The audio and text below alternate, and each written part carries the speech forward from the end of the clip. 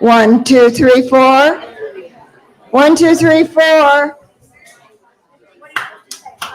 Good evening again.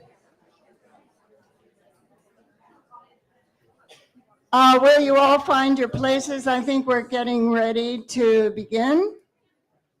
And if you want to clear your tables or whatever, or if you don't, that's fine too.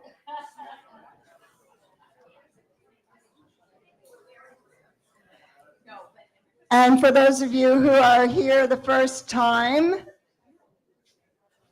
attention please. This is Bob Halleck, and he is on our senior advisory, and he will introduce Mr. Harris. Well, I think Gardner's already worked the room pretty well. So anyway, most of us here in the room, if we close our eyes, we can smell that Johnson baby powder, that asbestos-laden time bomb that all of us grew up with. Well, tonight we'll learn a little bit more about that. And as my father used to say, it's fun to be fooled, but it's more fun to know. And I think Gardner just wants to walk around and talk to you, and after a while get some questions, so I will turn the mic over to him. Thank you, Bob, and thank you so much for coming out tonight, and thanks so much to Gwen from B-Side for this amazing dinner. Yeah. I went back and, of course, told her that she was the real star of tonight because this food is awesome. I wanted to just describe for a little bit the book. I would imagine most of you have not read it, just so you know what we're talking about. And then I would like to go into a discussion with you guys because I'd much rather hear from you than listen to myself drone on. And I also... We are in a church. I am a regular member of this place. If anybody who buys a book later, you can catch me usually at the 5 o'clock service on Saturday, often the 8 o'clock service on Sunday. Always happy to sign a book, always happy to talk about this. Or if you have kids or grandkids who are interested in being a journalist, I was a journalist at the highest level. I was a New York Times White House correspondent and foreign correspondent and all those things. And I am always happy to talk to young people about that. So I'm part of your community here now, and I very much want to be a good community member. So please, reach out. And then I want to talk part of the conversation with you guys. We've got some priests here with collars, and one of the things that I struggle with in writing this book and in its aftermath is talking about how a community of faith deals with situations like this. How do we balance forgiveness, which we all know is an important message that Jesus talks about, with sort of righteousness and justice. And it's something that I struggle with quite a bit. And I will tell you a story about a realization of my own sort of compromised nature as a White House correspondent that has made me far more sympathetic, I would say, to many of the characters that I talk about in the book. So let me just talk a little bit about the book. The book came out of really 20 years of journalism. I was one of the top healthcare writers in the country. I was the top pharma writer for the Wall Street Journal. I then was the top pharma writer for the New York Times. I became the public health reporter for the Times in the Washington Bureau, and wrote about the FDA, NIH, CDC. There's lots of stuff going on with those right now. Anybody who wants to talk about that, I can also I then became a foreign correspondent in India, and I covered a quarter of the world's population: India, Pakistan, Bangladesh, Sri Lanka, Bhutan, Nepal, the Maldives. All those were my countries. I traveled extensively in those places. If you know that India has terrible air pollution, that's because of my stories. I was really the first to highlight that. I know it's actually true.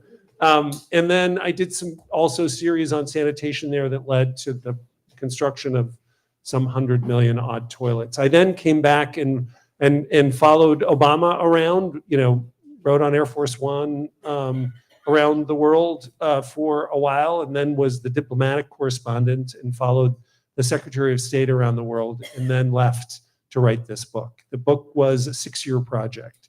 And it was a little bit of a suicide mission for me, both sort of financially and otherwise, because it took so long. And I decided, I tell a story right at the beginning of the book about meeting a Johnson & Johnson sales rep at O'Hare, Chicago's O'Hare Airport. And I'm sure all of you all have been at that airport. I had like a couple of hour layover, was looking for something to do and saw that there was a March Madness game on a TV at a bar. And I lived in Kentucky for many years. My family's from Kentucky, so I'm a crazy college basketball fan. And so I sat down to watch this college basketball game, and the woman next to me was screaming at the TV in the middle of this Midwestern afternoon. And so we got to talking, and her story ended up driving years of my reporting, because she told this very personal story about how she was selling this drug that she realized was doing terrible damage to her beloved nephew, and that was her own drug. And so that led me to ask a lot of questions, write a lot of stories. But the thing that really, one of the things that happened to me right around this time as well, was that my own son, who's a UCSD senior, was born around this time, and he was a preemie, and he spent about 4 or 5 days in the NICU unit of a hospital. And I know there's a lot of nurses here, and there's a lot of parents, and you all know that probably the hardest thing is when your child is in trouble. And of course, it's a bizarre feeling when it's your first child and they just arrive in the world, and suddenly someone is banging on the taproot to your soul. Like, it's just, I didn't know that I could feel those feelings. It was a terrible few days. He finally came out, and I went back to work. Of course, there was no paternity leave back then.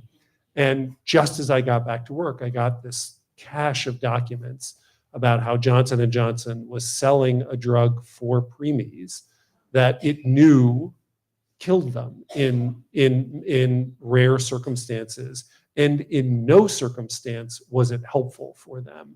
And I, having just gone through this terrible week of my life in the NICU unit, was just stunned that a company, any company, but certainly the largest healthcare products conglomerate in the world, could possibly do this.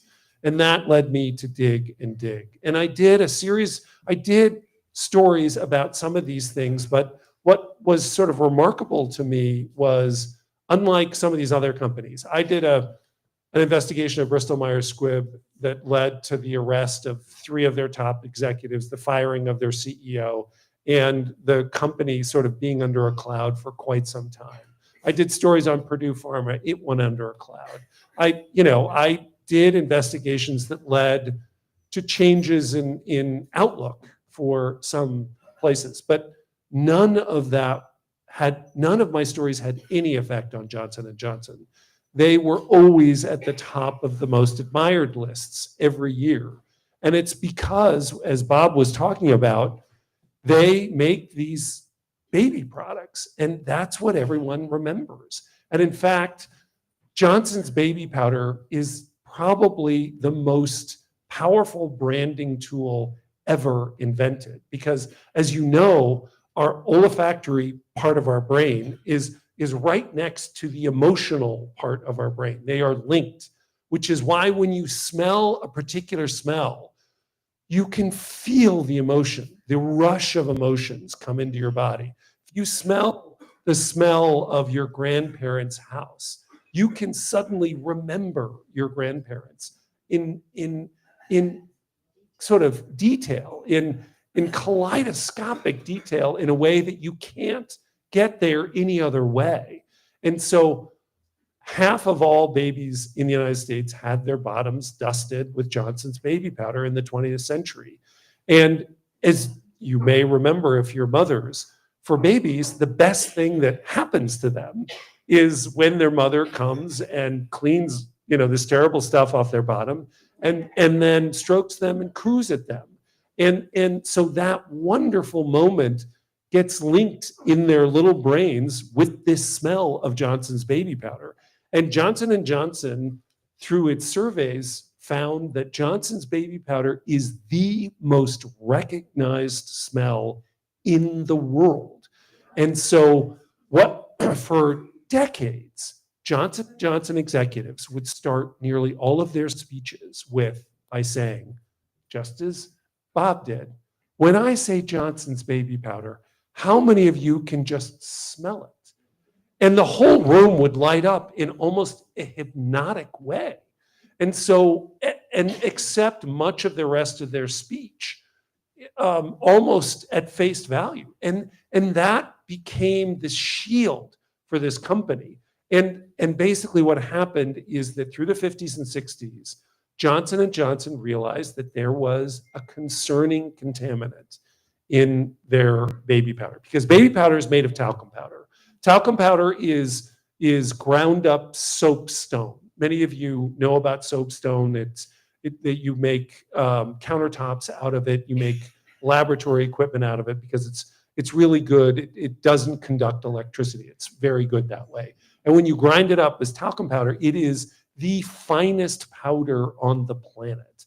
And in fact, if you throw talcum powder in the air, it will remain suspended in the air for 2 to 3 hours. So it's this great cosmetic. You may remember if you put it in your fingers, it feels cold almost because the particles are so fine. And the chemical constituents of talcum powder are identical to the chemical constituents of asbestos. And in fact, the two minerals are always found together because it's just a slight difference in temperature and pressure that leads these chemicals to become either talcum powder or soapstone on the one hand, or asbestos on the other. So every asbestos mine is interlaced with talc, and every talc mine is interlaced with asbestos. And you can't ever fully separate them.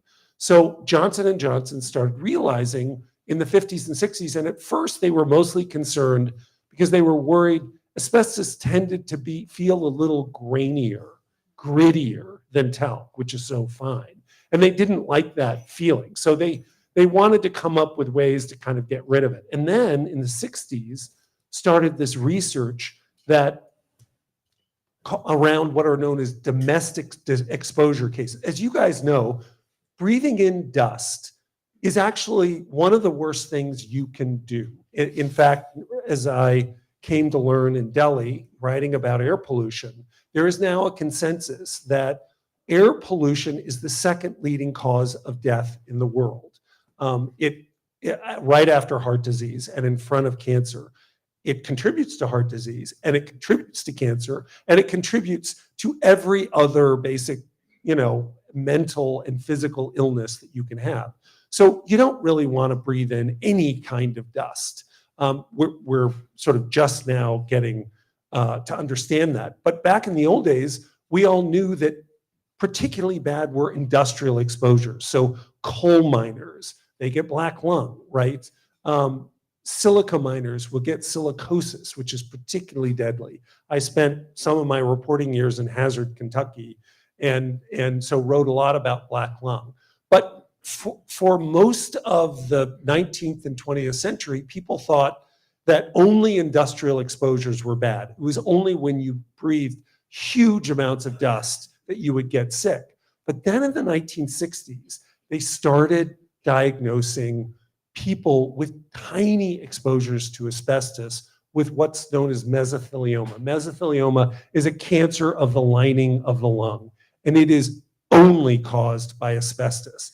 And the doctors started seeing women whose only exposure was to asbestos was cleaning their husband's clothing, who were working in shipyards with asbestos. How could a woman whose only exposure to tiny amounts of asbestos that from it falling off her husband's clothing, how could she get sick? And then they started diagnosing people who lived several miles downwind from asbestos mines. Again, microscopic exposures. And they started realizing that tiny, tiny, tiny amounts of asbestos could kill. And that's when the United States started getting asbestos out of our lives, because most of you, I think, were alive in the 50s and 60s. And yeah. And it back then there wasn't a house, there wasn't a building, there wasn't a ship, there wasn't a car that didn't have asbestos in it. Pure asbestos. If you guys remember The Wizard of Oz, when the snow comes on the poppies, remember when Glenda the Good Witch saves Dorothy by making it snow on the poison poppies? In the film, they used asbestos for that. Yeah. And, my brothers and I cleaned up the basement in our childhood home. And in doing so, we cut all the insulation off the pipes, all asbestos, fell right in our face. There used to be oven mitts, used to be asbestos. And that's because asbestos is this extraordinary mineral that you can actually spin into a cloth. Charlemagne, the great Roman emperor, had an asbestos tablecloth. And that would be cleaned after dinners by chucking it into the fire. And that would burn all the food fibers off of it. And it's fireproof. You would just take it right out of the fire and put it right straight on the table because it wouldn't get hot. So asbestos was this sort of miracle substance. But then they start learning just how dangerous it is. And the FDA starts holding hearings in the late 60s and 70s, because they start getting these test results for talcum powder-based products, including Johnson's baby powder, saying that it contained asbestos. Now, the FDA is a central focus of my book. I was the top FDA reporter in the country for a long time. The FDA comes off very poorly in my book. And in the case of Johnson's baby powder, the FDA basically told Johnson & Johnson, get asbestos out of your product, and then the FDA went away. And Johnson & Johnson didn't give FDA a test of Johnson's baby powder after 1973, ever again. And so Johnson & Johnson basically knew through the 70s and 80s that asbestos was in its baby powder and kept it quiet. It started, you can sort of understand in the 1970s, there's a lot of asbestos around, there's only a little bit in Johnson's baby powder. Come on, can it be that bad? Well, then in 1982, a Harvard scientist does the first epidemiological study where he compares the health outcome of women who use a lot of talcum powder with women who don't. And he finds that women who use a lot of talcum powder have about an 80% increased risk of ovarian cancer compared to women who don't use talcum powder. It's the first really important, really well done epidemiological study. This is how we all found out that smoking causes cancer, was through studies like this. And Johnson & Johnson, everyone else who's a big talcum powder user in cosmetics, Pfizer, Colgate, a lot of these other companies start getting out of talcum powder and substituting cornstarch. Now you can get cornstarch powders. To me, it's the same thing. But Johnson & Johnson was stubborn. This was one of their iconic products, and they simply didn't listen to critics. So they start hiding these things. More and more of these studies start coming out. And they're actually sued in 1982 for the first time. A tire worker, tire plants used to have clouds of talcum powder in them because still to this day, if you buy a bike tube, for your inner tube, it'll have a little white dust in it. That's talcum powder. And so, Goodyear tire plants used to just be filled with talcum powder. And a lot of these workers got mesothelioma, and they sued Johnson & Johnson because Johnson & Johnson had owned all these talcum mines, and they used only some of that talcum powder for Johnson's baby powder. They sold a lot of it, the rest of it, to tire plants. And there was a deposition in 1982 where the scientist went through about 50 different internal documents showing that they knew that there was asbestos in these products. And this was right around the time when the asbestos industry suddenly went bankrupt. It was the largest bankruptcy in American history. Thousands of companies were affected. And no worries, bless you. And Johnson & Johnson was intent on not joining them. So what they did was they settled this case, they came to a secret resolution, and they collected all the documents that this case had brought up, showing that there was asbestos in talcum powders and in Johnson's baby powder. And they shipped all those documents off. Do you remember the first Indiana Jones movie? There's this big warehouse at the end of the Indiana Jones movie where, the Ark of the Covenant is stored and lost. That's where those documents went. And for the next 40 years, Johnson & Johnson's lawyers, when sued by thousands of plaintiffs, said that there was not a single document showing asbestos in their products at all. And they got some of the best lawyers, top lawyers in the world. In fact, the New York Times' top First Amendment lawyer works at one of the firms that was behind this clear fraud. And Johnson & Johnson's own executives swore under oath that there was never any evidence of asbestos. And they lied for decades and decades and decades. And that's how we got to where we are. That's how 93,000 women have now sued Johnson & Johnson over baby powder and ovarian cancer.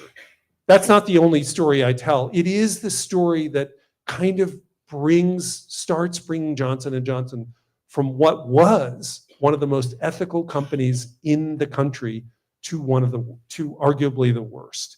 Because once you start selling contaminated baby powder to mothers and infants, what else are you going to do? And I think a lot of you might know the 1982 Tylenol poisoning case in Chicago.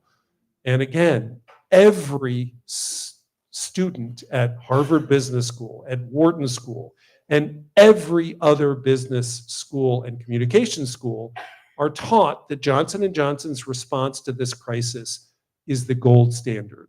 I retell that story. It is not the gold standard. And in fact, just today, a trailer for a Netflix documentary that's coming out in May that I'm featured in about the Tylenol case came out today. And you will be able to see this Netflix documentary. All I can say is what you think you know and what is taught at this very moment in every business school in the country is completely false. And then I tell stories about multiple other products. Another one is EPO in cancer. If you have a family member who died of cancer during the administrations of Bill Clinton or George W. Bush, roughly 1991 through 2007, there's about a 50% chance that Johnson & Johnson either sped their death or caused their death outright. Because they sold EPO. You might remember that Lance Armstrong used EPO to win 7 Tours de France. So people always think of EPO as like an athletic doping thing. In fact, he got cancer, and he got testicular cancer after taking EPO. EPO is Miracle-Gro to tumors. and Johnson & Johnson sold it as a cancer drug. And so half of all cancer patients at the height of its popularity were given EPO. And Johnson & Johnson knew that it would kill them. And estimates are that it killed about 500,000 people, 500,000 Americans. And then I tell the story of Risperdal, which is an antipsychotic. And I tell how Johnson & Johnson successfully used it in dementia and Alzheimer's, even though it knew that it would kill those patients. And how Johnson & Johnson successfully used it in children, even though 10% of boys given this drug grow breasts. So tens of thousands, I estimate around 60,000 of the most vulnerable boys in the country grew breasts. And when you grow breasts as a boy, they are there forever. You can stop the drug, you will always have breasts unless you have a double mastectomy. And Johnson & Johnson knew that, buried that information, and kept selling it to the nation's most vulnerable boys. I tell the story about Ortho Evra, a birth control patch. You might remember Johnson & Johnson had some very sexy ads where women would sort of pull down their panties and show this kind of wishbone bandage almost. And as many of you know, the dangers of contraceptive patch is one of the great discoveries of all time. And I can tell you a story about how contraceptives essentially created the modern FDA process and the modern drug approval process. It was through the contraceptive patch that we have, stage 1 clinical trials, 2, 3. It's all happened through there. It's because of the contraceptive patch that FDA created expert advisory panels, all that sort of stuff. But that whole process was created because the original contraceptives that started in the 1960s had huge amounts of estrogen in them. And when you have a lot of estrogen, it raises your risks of stroke. So in those early years, a huge number of women, young women, had strokes, were crippled, and died. And so what the FDA basically did over the course of the 70s was to require the estrogen doses to be lowered. So in 1966, you have medium dose estrogen pills. In 72, 73, you end up getting the low dose estrogen pills that we now have that minimize the thromboembolics, the sort of the clotting effects of these drugs while still getting the contraceptive effect. Johnson & Johnson decides to come out with a patch. The problem with the patch technology is it's not very good. So they realize that in order to make sure that women get a minimum amount of estrogen, they're going to have to double the amount of estrogen that a woman gets. Now, at the point that Ortho Evra comes out, the FDA had banned these earlier high-dose estrogen pills.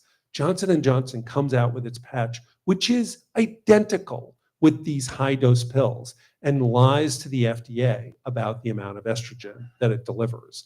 And so thousands of young women get strokes and die before the FDA finally figures out what's going on.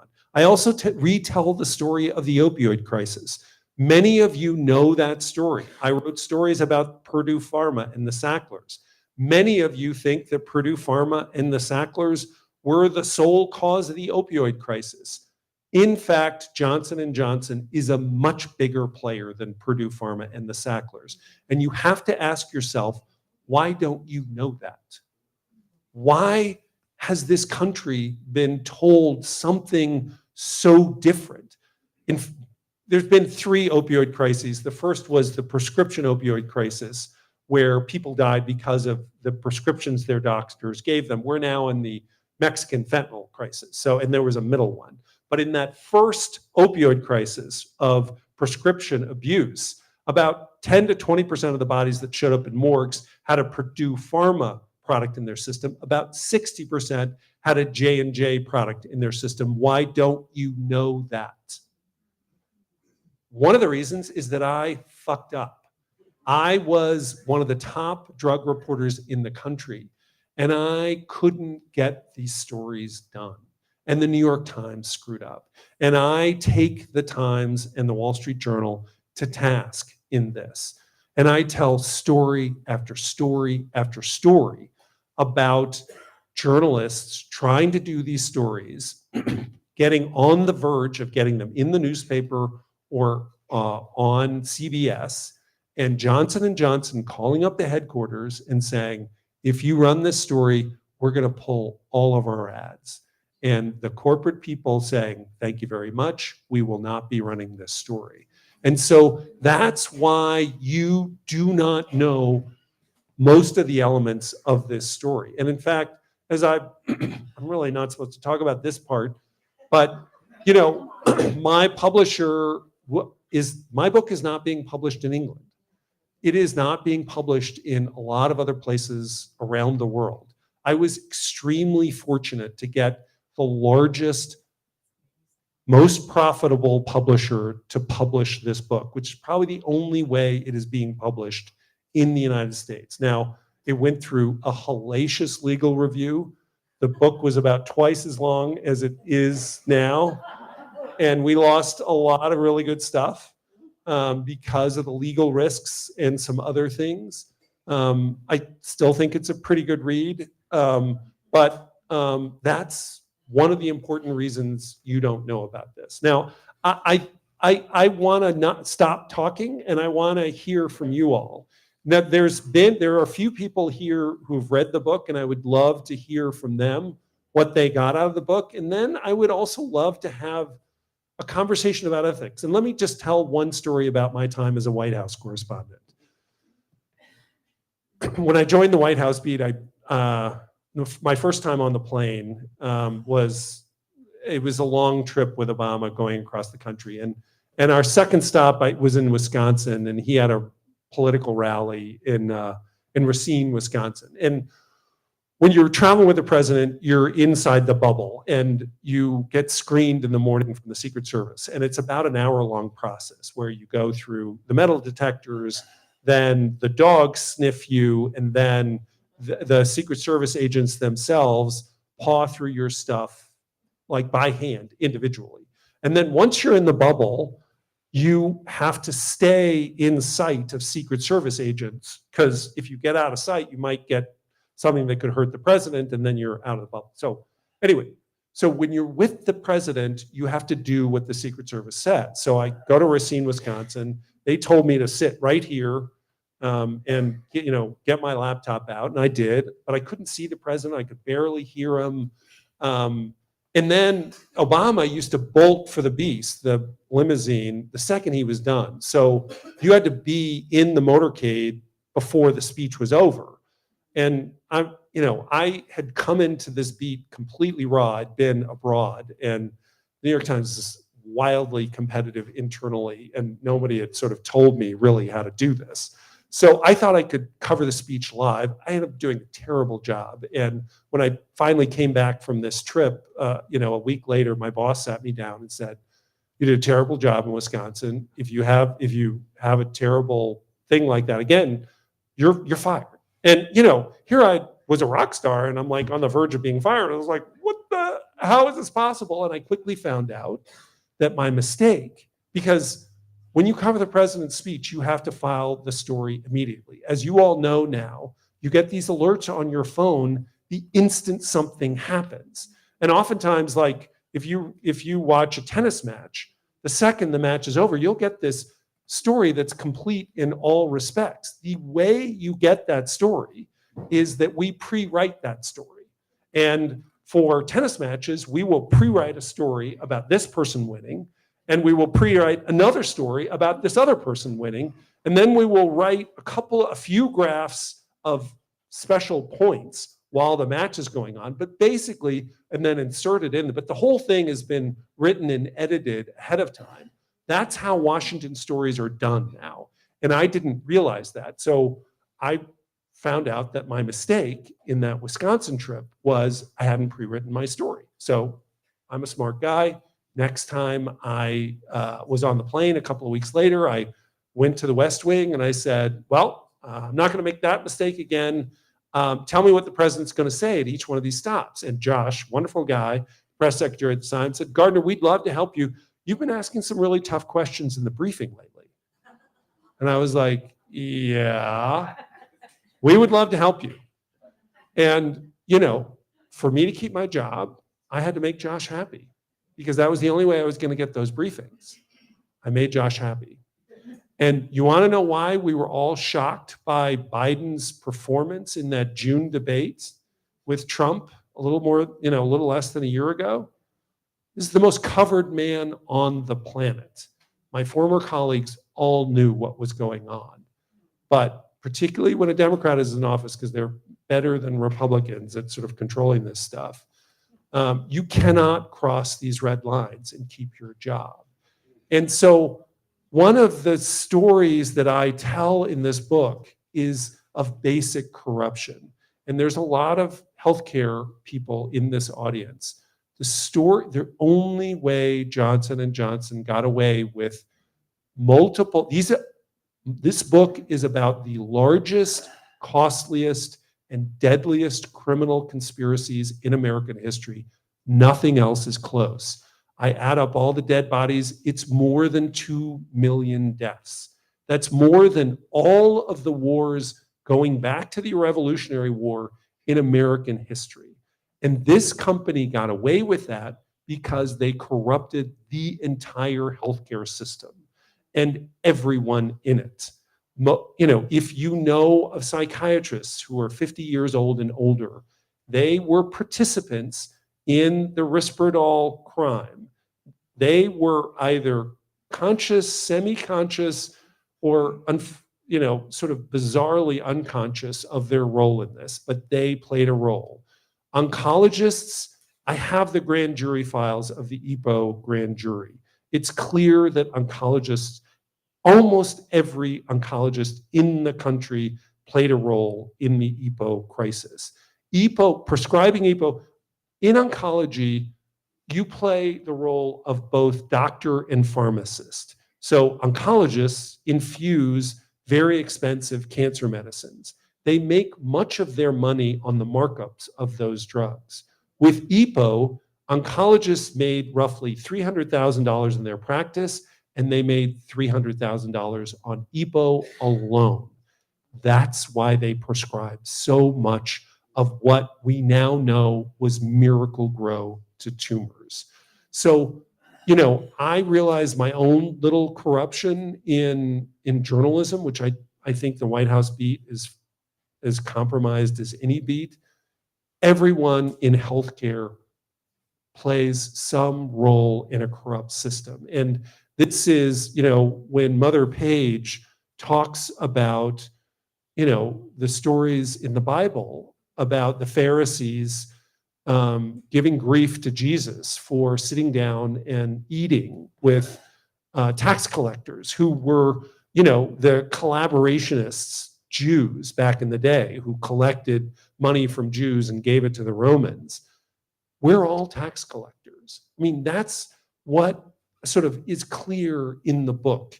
That's why I went through so many different specialties, so many different kinds of products, orthopedists, oncology, psychiatry, all of them participated in these schemes. And some consciously, some unconsciously. It's a little hard for me to know. Just like when I was a White House correspondent, how conscious was I that I was kind of giving up how conscious were my colleagues about the whole Biden thing? It's a little unclear to me, but when you are part of these systems, it's hard to see what's really going on. So I want to stop talking. I do feel like the book can give you a little bit of a pathway to protect yourself and your kids and parents from some of the things that will get you, frankly, and it will help teach you that you need to be on your guard, even with people that you think you can trust implicitly. And that is, I think, a really important message, but it's a very dark one. And that's why, you know, having Mother Page, having Mother Susan here to sort of help us through the ethical connotations of that, I think are really important. And it is why I come to church, because I really struggle with that. I struggle with this divide between seeking justice, and this project is really about seeking justice. I want some of these people to, you know, have their names be known for what they did. And I have those names in the book, which is why the legal review of this book was so extensive. I want justice. I also want to be a Christian, and I want to forgive. And I struggle with that balance. And I think I would guess many of you do. And it's why I'm here most Sundays, although I admitted to Mother Page, I skipped this last one, and I feel bad about that. Anyway, she said that it was one of her best sermons ever, and so I'm going to check it out on the 8 o'clock service in particular, she said. So I'm going on YouTube to look at it. But I would love to stop, you know, haranguing you guys and to hear if there's anyone in the audience who read the book and has some thoughts about it. I would also love to hear from some healthcare professionals, because I think they participate in this system that I really kind of pick apart in this book, and anyone else. So, Bob, do you want to run that? Yeah. Who has a question? I can bring you the mic. Okay, Hank. I read the book as I was reading it, and as an older person who takes a lot of medication, Well, you here. can hear me. My voice carries. Yeah, but Paige can't. She's behind you. Here, why Yeah. I've been. Okay, now you can hear me more than you want to. Anyway, as an older person who takes a lot of medications to keep you going, supplements and prescriptions, as I read your book, I lost a lot of confidence in what I was getting. Right. And when you lose confidence, then, you know, it kind of puts you in a very uncomfortable situation. Right. And so how do you cope with the fact that we are trusting our medical providers to provide this information that we take to keep us going? How do we know we're getting the right thing? I think that's really hard. Look, I was the public health reporter. I was essentially the pandemic reporter for a long time for the Times before the pandemic, and wrote stories about how I believe that childhood vaccines are very important, and wrote kind of tough stories on the anti-vaccine people like RFK Jr., right, who is now our health secretary. But I also want to say that my book talks about how the institutions that we trust the most, Harvard is in there, Stanford is in there, the top psychiatrists, top oncologists, all this, many of them were knowing parts of these frank conspiracies that cost millions of lives. So I can understand people who say the entire system is corrupt. I don't trust anyone. Now, I think that that's a cop-out. I think you've got to kind of do some work, and there are countless therapies that are keeping us all alive and are truly effective, and wonderful people who are trying to do their best. So, you know, I'm not one of those sort of brokenism people that the entire system has to get chucked, but I will tell you, too many doctors take money from pharmaceutical companies. Too many doctors take meals, and they say it doesn't affect their prescribing. It does. They would not be getting the money if the drug companies, who can see every single prescription they write, were not getting those prescriptions returned. Rick was a pharmaceutical sales rep over there, and he can tell you from his experience how effective his work was. And you want your doctor to be, you want your doctor to be a learned intermediary. They are not an intermediary when they're taking money from drug makers, and drug makers to this day spend $2.3 billion annually giving cash to doctors. I just don't understand.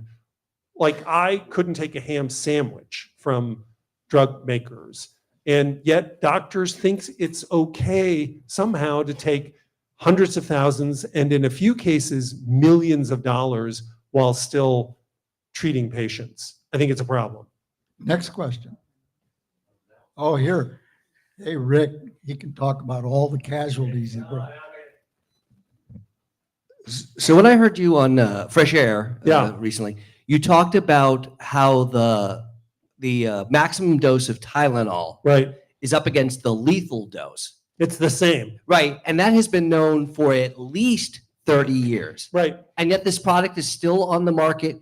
And I would venture to say that most people in the room don't know that. Why? Right. So I was at a Shabbos dinner on Friday night up here in La Jolla, and so gave a sort of a talk as well to a dozen people. And by far, I should have started with this. The biggest surprise to them was that Tylenol isn't safe, which I think, to this day stuns me. Tylenol is by far and away the most dangerous over-the-counter medicine sold.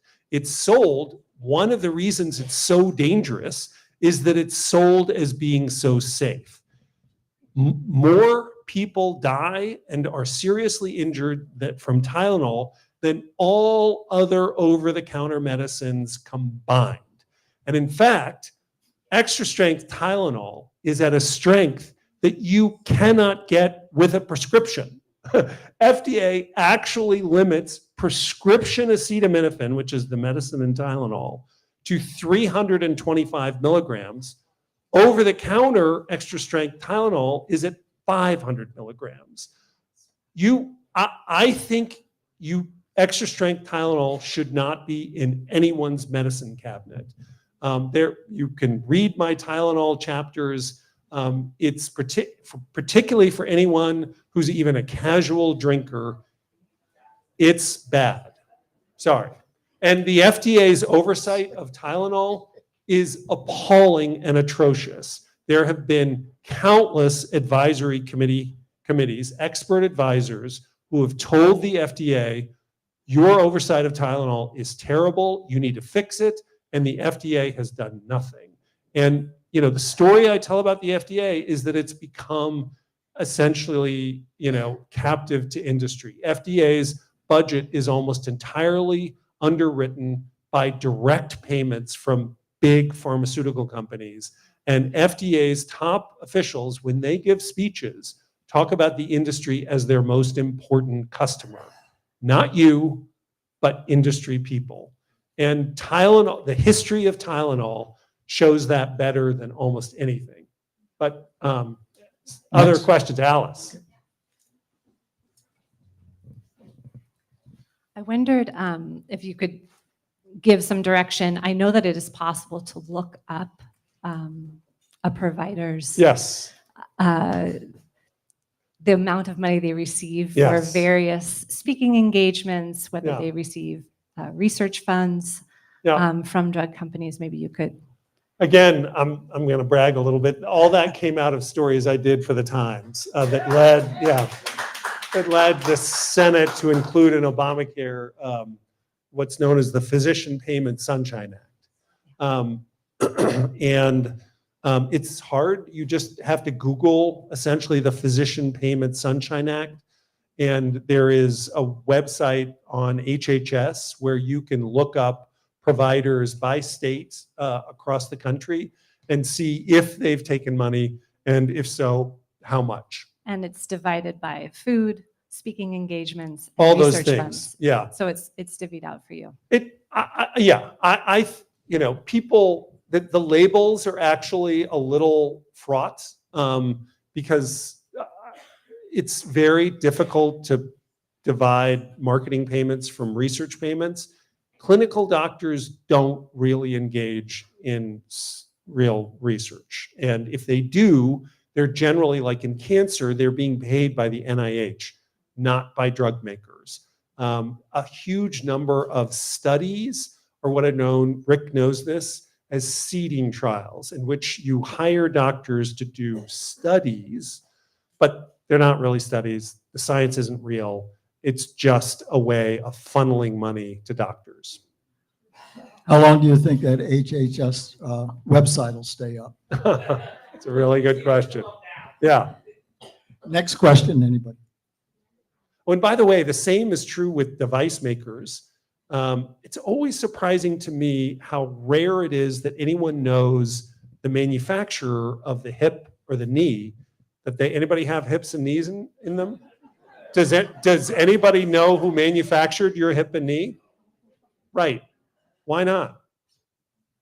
Orthopedics is actually, I should list the specialties of medicine by corruption. Orthopedics is by far the most corrupt form of medicine. Oncology is next, just in terms of the amount of money. And, orthopedics are routinely consultants for device companies.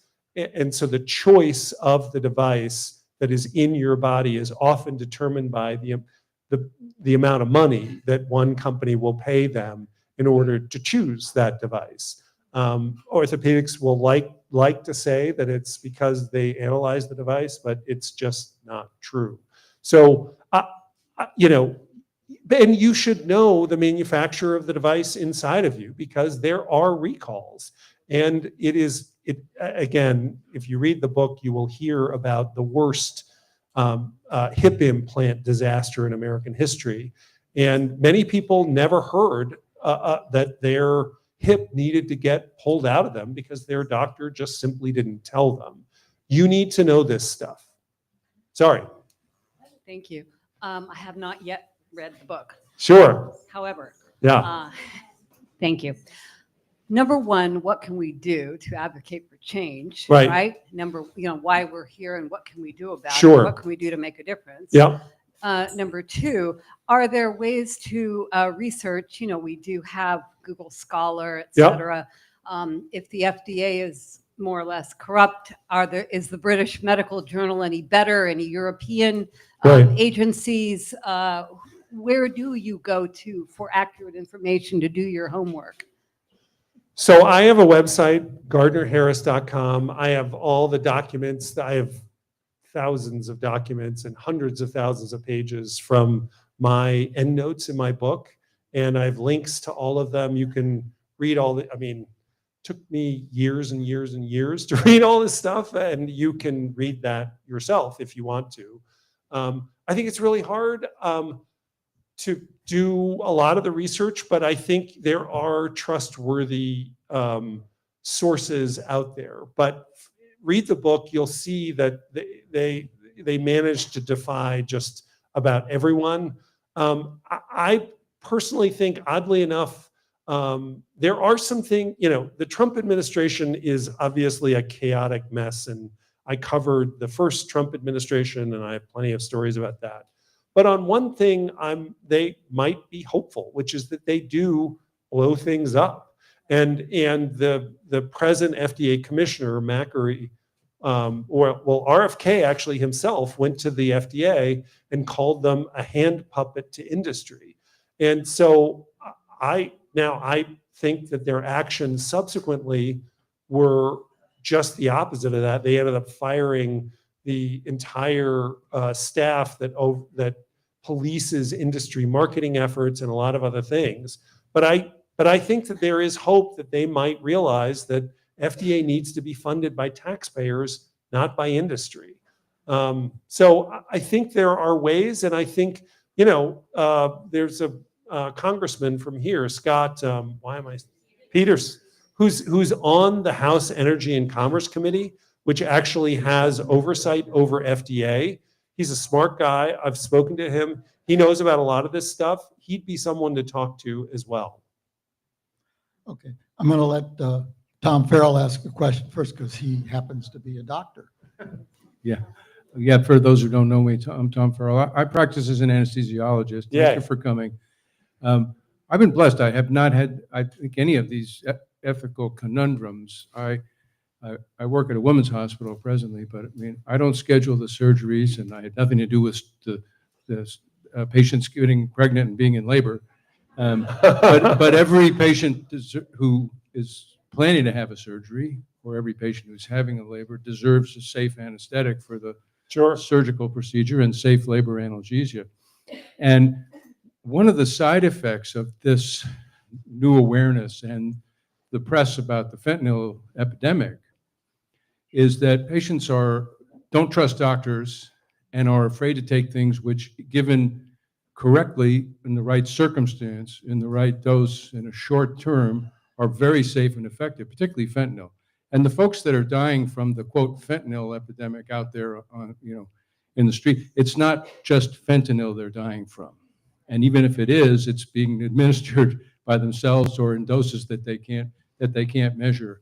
And it's tragic. One of the professors that, an anesthesiology lady professor that has talked about this and become a specialist about it, the patients who withdraw from drug addiction and need an appendectomy or something, if they don't have a plan, their 30-day mortality afterwards is 30%. Right. And this doctor lost 2 of her adult sons to fentanyl overdoses. But the fentanyl that we give in the surgical setting is from the pharmaceutical companies. Sure. I open the vial, it's well J&J named, product, actually. and given in the right amount, and the patients are afraid to take it. Yeah. And we've studied it. We did a clinical study at our hospital with our labor epidural recipe because it's so good. Yeah. And we studied 800 patients, but it took a year and a half. My recruitment rate for the patients for this was probably about 25% because the patients are afraid of that. And I would be like, we're studying it because we think it's better, and I'd give it to my wife or daughter-in-law. But it's this. The suspicion seems to be well founded, but what's happening is people are declining things that would help them. Well, the loss of trust is real. On fentanyl in particular, it's actually Johnson & Johnson originally invented it. It is a good drug, but they sold a patch for many years called Duragesic, and they sold it as non-addicting, as a non-addicting alternative to OxyContin, when in fact it is 75 times more addicting than the medicine in OxyContin. And unfortunately, doctors around the country prescribed way too much of this stuff to wildly inappropriate patients. And another story I tell is McKinsey, the famous management consulting firm. Johnson & Johnson consulted them, and Johnson & Johnson said, the way to boost sales of Duragesic is to target men in their 40s with minor back pain who are most likely to become addicted. Because once you get someone addicted, they are much more likely to be return customers. So yeah, there's a lot of loss of trust here, but there's a really good reason for that loss of trust. Do you see in the process, you mentioned thousands and thousands of documents, do you see AI transforming your profession? I at do. all? I do. It's a little frightening for me, I have to say, because I am one of those careful people who feels like you got to read every single one. But I'm also a consultant. I ghostwrite, and I use these things now all the time to do kind of a first draft. And they are incredibly good, and they're incredibly effective.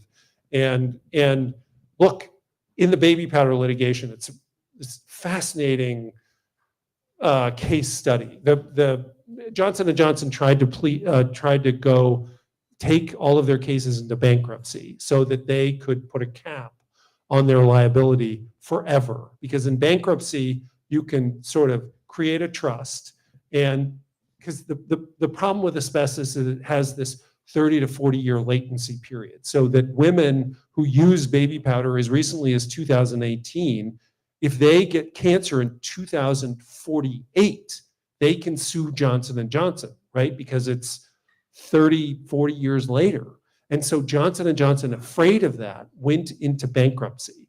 But they needed 75% of the plaintiffs to vote for bankruptcy. So they essentially created their own cases. They got these plaintiffs' attorneys to sort of work for them. And these plaintiffs' attorneys spent huge amounts of money on social media, trying to get as many patients as possible. The only way those attorneys looked at the documents they got was through AI programs. They never actually talked to any of their clients. And the only way they communicated back with their clients was through texted videos. The whole thing is like AI is transforming everything. It's transforming the law, it's transforming journalism, and it's coming for us. You know, I mean, it is Okay. amazing. Next question. Huh? Hi there.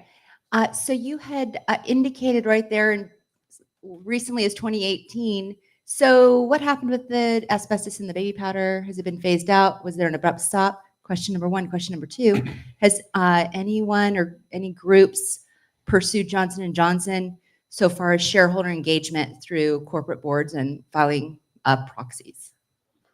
Thanks for those questions. So what happened was that there was and then Johnson & Johnson hid these documents forever. But they got sued, and this company beside them that they worked with got sued by a woman whose father actually worked in a lab testing talcum powder. And she got mesothelioma, and she sued saying, I got mesothelioma because I went to my father's lab. They then responded by saying, we never had any asbestos in any of our products, dismissing the lawsuit as they had all the others. She then deposed her own father, who said, actually, there are thousands of these documents that you've been hiding forever. So this led suddenly to this discovery of this whole cache of documents that have been sitting in that Indiana Jones warehouse for 40 years. Those documents start coming out. The first lawsuit that used those documents was known as the Ingham trial in St. Louis, 22 women with ovarian cancer. The jury came back with a verdict, $4.7 billion against Johnson & Johnson. Now, as you know, Johnson & Johnson appealed, judges brought that down, but Johnson & Johnson eventually had to pay that attorney $2.5 billion. And when the Supreme Court turned down their final appeal, with the interest accruing at $400,000 a day, okay? So FDA hears about these documents, and FDA has not tested Johnson's baby powder since 1973. Finally, someone at the FDA says, maybe we should test. They test. Lo and behold, they find asbestos in Johnson's baby powder. Now, they sat on the results for 4 days to give Johnson & Johnson time to put together their defense. And in these secret meetings in Johnson & Johnson, I actually have all these secret documents that I shouldn't have. They are talking about coercion, blackmail. Somebody actually deposed the women who took all these notes. When you talked about coercion and blackmail, what were you talking about? This is only a few months later. She said, I can't recall. I can't recall. I can't recall. Anyway, finally, FDA announces this. Johnson & Johnson claims FDA got this all wrong. But within a year, Johnson & Johnson withdraws or stops selling talc-based baby powder in the United States and Canada, and then 2 years later, stops selling it in the rest of the world. Now, you can still go on Amazon, and I actually have a bottle in my office of talc-based baby powder. Just, yeah, I won't open, and I tell everyone, don't open that bottle. But you can go online, and to this day, you can buy a bottle of talc-based baby powder from Johnson & Johnson. There are still supplies out there. They never withdrew it. They just stopped making it. But It's still out there. It's still going on. And this last bankruptcy filing was dismissed just 2 weeks ago in Houston. So the lawsuits are now finally starting up again, because when you do bankruptcy, all lawsuits are stopped. And the reason why Johnson & Johnson kept trying to go in bankruptcy was not only to limit its liability, but also because the more women who die, the less money they pay. Because in many states, you can't get pain and suffering increases in the amount of the awards when someone's dead. You can only get it when they're alive.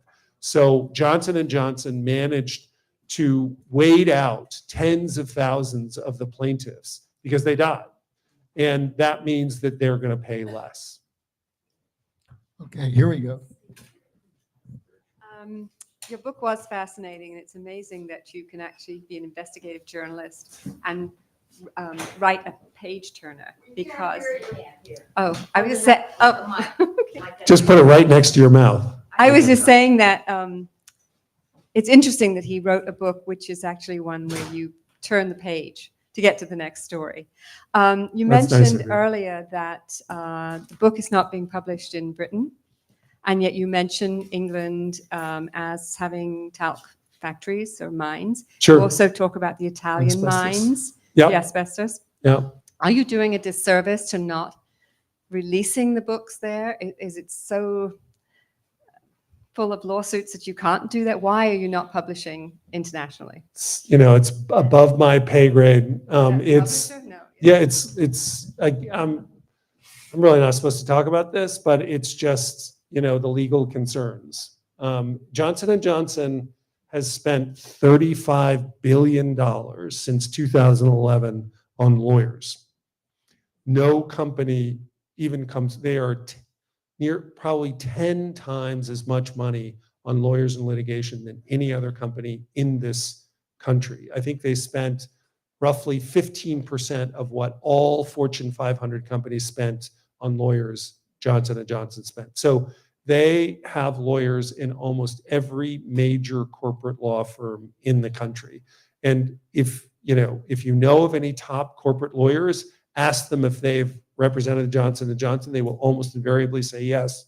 The recently resigned head of the FBI, Christopher Wray, he worked for Johnson & Johnson. I mean, so these guys are as aggressive as they come.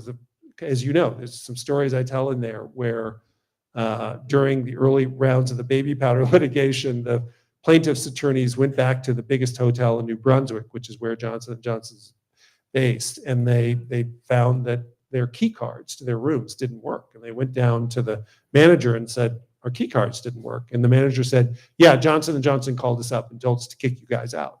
It's like, what? I mean, they're as aggressive as they sue witnesses in cases. They spend on baby powder lawyers alone, just their baby powder lawyers, $250 million annually. Like, these guys are tougher than anyone on the planet. And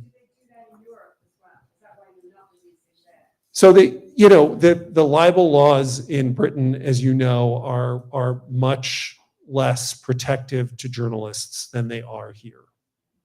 And that's all I'm going to say about that. Any more? Okay. I'll stop with Suzanne and then I'll go on. Initially, I was thinking maybe I'm naive, but I was just thinking that why aren't there more whistleblowers? Why? I mean, there's so many people involved at all levels who have access to some compromising information. Is it that they're not coming forward, or that they're coming forward, but everybody just drops it like a hot potato? There aren't any reporters who are going to take the risk, or newspapers that are going to carry it. For some stories, they're just too big. One of the things that comes out of writing about this industry, and particularly Johnson & Johnson, there have been now a lot of key TAM cases. These are these whistleblower cases. FDA has brought, despite the fact that FDA has a complete criminal investigative unit, FDA brought none of these cases. And what's interesting is when I first went into the industry, I had a moral hierarchy of the people in the industry. And I thought the researchers, they're trying to find cures however they can. They're good people, on all of these companies, they're really good. Executives, I sort of thought were kind of in the middle. They knew there were some shady things, and then the sales reps, people like Rick, were the worst. And they were just doing dirty things. By the time I stopped doing the beat, that list had completely switched. And it is every single whistleblower in this industry are the Ricks of the world. It turns out that the people at the bottom of the pyramid are the ones with true moral foundations. And I knew a lot of sales reps like Rick and became really good friends with them. The first story I tell in the book is a conversation with a sales rep. This is where the rubber meets the road, and these are the people who frankly go to church. They are not as well educated as their highly educated, the researchers could calculate down to the decimal point the number of people who would die as a result of these tactics. Rick just knew whatever they told him. He didn't independently know what was really happening. So I actually switched that moral hierarchy again. And it's why, I would love, if we can, Bob, to get Mother Susan and Mother Page into the last part of this conversation I want them to tell us how we cope in sort of a moral way with a world that is so obviously corrupt in profound ways. I came to you, Mother Susan, as you know, when I was writing this book, because I struggled with this issue. It's something Mother Page and I talk about. And I find it really challenging that we are the Jewish tax collectors, as you talk about in your sermons. And Jesus would have dinner with us, but almost no one else, and certainly not the Pharisees. And so, how do we, I think I'm a cheerful, optimistic guy, and yet I tell such a dark story. That is my great, moral struggle. And it's why I listen to you on Saturday afternoons, evenings, and Sundays. I have one question for you. So, first of all, does this work? Oh, there it works. So, first of all, I would like to say to my pediatrician, if my children were born in the early 70s, thank you, because he said, don't use those things, use cornstarch and Crisco. Oh, he did. He was fabulous. So thank Wow. you, Dr. Carr. Yeah. My question for you is, She said that basically her pediatrician warned her against talcum powder products. Yep. So my question for you is, are pharmacists any better? I usually consult a pharmacist when I'm prescribed something. Does this doctor know what he's talking about? Because I know doctors aren't pharmacists. So Dr. Farrell, let me just say one thing about side effects of drugs. When you are a doctor, and this is not really true of anesthesiologists, but most GPs, the great frustration you have is that half of your prescriptions are never filled. That's just a fact of the matter. And this is true of incredibly helpful medicines. For instance, if you have a patient who's a diabetic, they need these drugs. These drugs are life-saving drugs, and yet half of your prescriptions are never filled partly because many of us don't have the money for it, but a lot of it is because many of us just don't trust these guys, right? So doctors generally do not tell you about the side effects of their medicines because they're already facing a situation where half their prescriptions are not being filled. If they told you all the downsides of these prescriptions, that number would probably drop to 25%. It's on the ads, they pass, but people do not listen to them. And so you can Google the FDA prescribers label, It's really not that hard to hear. The FDA redid the prescribers labels in 2011. They're much easier to read and understand. You have to, in this system, be your own advocate. As you know, if you have a loved one who goes to the hospital, you need a Cerebus at the gate. You have to have someone with you all the time asking questions. One of my favorite studies in medicine was surveying doctors about their patients, about who they liked and who they didn't like. And the patients that were disliked the most by doctors and nurses had the highest survival numbers. So when you go to the hospital, don't try to be friends with everybody. This is your health. You need to fight for it, and you need someone there fighting for you. I'm going to start, and then I'm going to leave the Bible to Mother Page. How Okay, about that? yeah. All right, I have a question. After I read the book, I thought, if you want to make a change, you need to get to somebody who's going to be a change maker, right? And what we saw in that book was a series of management changes. Some of them were family members, passing along the reins of the company. And I wonder, first of all, what management is doing now and what you think of that in Johnson & Johnson. And were there any eras that stand out in your mind where management was taking a hand in doing something to stop, the poor ethics? Let's just put it that way. I don't have a good answer for you, Mother Susan, because I think I sort of describe a descent of the company. The documents and things that I have often have a delay to them. The present CEO has only been in place for 3 years now, Joaquin Duato, but he was, he worked very closely with a previous one, Alex Gorski. Alex Gorski is throughout my book as a contributor to, all of these disasters, significant one. The one explanation I would have is that Johnson & Johnson was the first company that had a mission statement that they called a credo. And That's it's right. this promise of ethical conduct.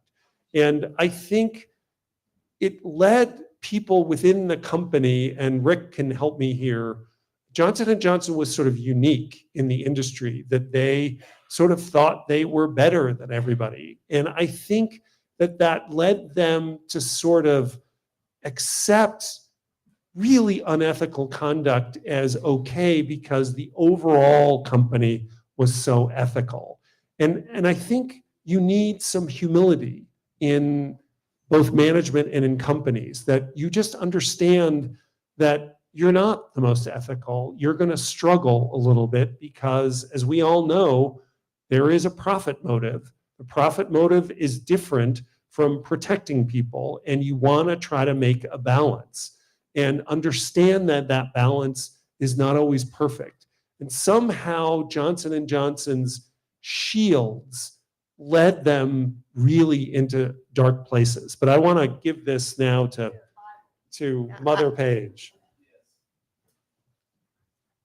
This is Paige impromptu, so I'll do my best. Two things are coming to mind, and one is a refrain that I've been preaching a lot in the last several months. Some of you have heard this a few times. Wishing we lived in a different time, a time that might have been simpler or easier or tidier or you name it. But we live in the time we live right now. And I believe, as much as we might wish to live in a less complicated time, wouldn't that be nice? That God needs us living in this time right now. It is not a mistake that we are here right now, in this place in history, in these complicated, messy, hard, challenging times. God has a role for each of us to play in this complicated time. The other thing that's coming to mind is, along with that, I'm thinking about this fellow we hear about in Advent, John the Baptist. You know, the one that they put on the greeting cards, "Happy holidays, you brood of vipers." That guy. So at one point, John the Baptist is out baptizing, because that's what he does. And he's got people coming to him from Jerusalem and the whole Judean countryside. And there are all kinds of folk coming, including a bunch of tax collectors and soldiers and a whole bunch of other folk. And he's asking them to repent. He's asking them to transform their lives.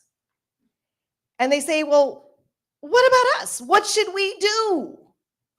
And he says, if you're a tax collector, take only what you're supposed to take. Take only what you're meant to take, because those tax collectors often took a lot extra and kept it for themselves. Part of the reason they didn't have a lot of fans. So he's just do the part you're supposed to do it fairly. And he said to the soldiers, if you're a soldier, don't abuse your power. Do your soldiering justly and fairly. Like, whatever it is you're doing, whatever your call is in this world where God has put you right now in this place in history, whatever that skill set is, whatever your role, whatever your job, whatever your relationships are, do that with integrity and love and mercy and grace. Do that fairly. Do that justly. And I think it can feel really overwhelming, especially for we Americans who've had the blessing of being here, or people who are newer Americans or friends from other countries who are living here. We have a blessing of being here, but we also know that's a complicated reality.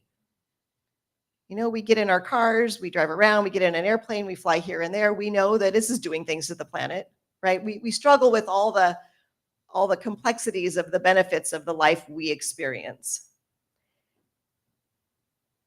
And I think what we need to do is pick the part we can do and do it well. The one part of this complicated, messed up world that God's entrusted to you, be there with love. Do the part that you do justly and with love. Use your voice when you can, in the place where you find yourself, to speak truth and shine the light. Because we can't, not one of us can tackle all of it. Not one of us can tackle all of it. But each of us can do our part of it. And God clearly needs us to do that right now in this time. That's all I got.